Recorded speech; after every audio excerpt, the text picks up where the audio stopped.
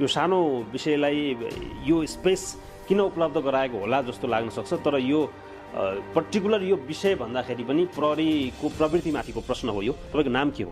मेरो नाम नवीन गुरुङ छ।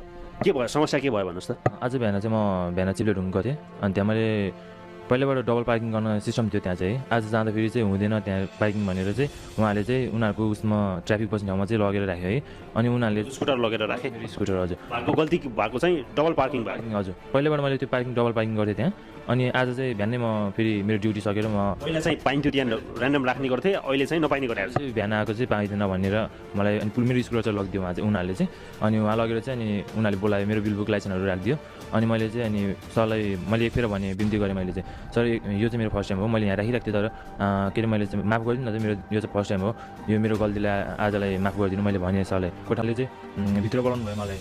अनि भित्र बोलाएर चाहिँ मलाई चाहिँ बिल बुकहरू दिनुभयो, लाइसेन्स पनि दिनुभयो। अनि त उनीहरूले चाहिँ के भन्नुभयो भन्दाखेरि यो चाहिँ के अरे यो राखा तिमीले मलाई खाजा हानी उसहरू चाहिँ बनाइदियो, 4 जना छौँ यहाँ भनेर उनीहरूले चाहिँ भन्नुभयो।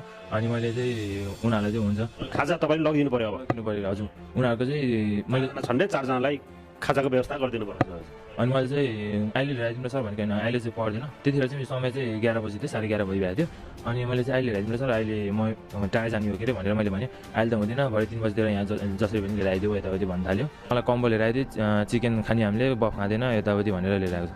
कतिचोटि फोन आयो अहिले? अहिलेसम्म तपाईँको 5-6 चोटि नै आइपुगेछ। 4 बज्न लाग्छ अहिले त होइन? हजुर 5-6 चोटि ल्याइदियो छिटो गर।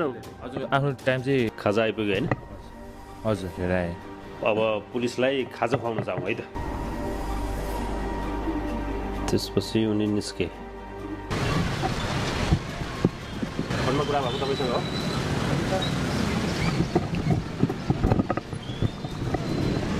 भन्नु हो सर, भन्नु। हेलो सर, हो सर पढ्नु न सर, पढ्नुहोस् त हजुर,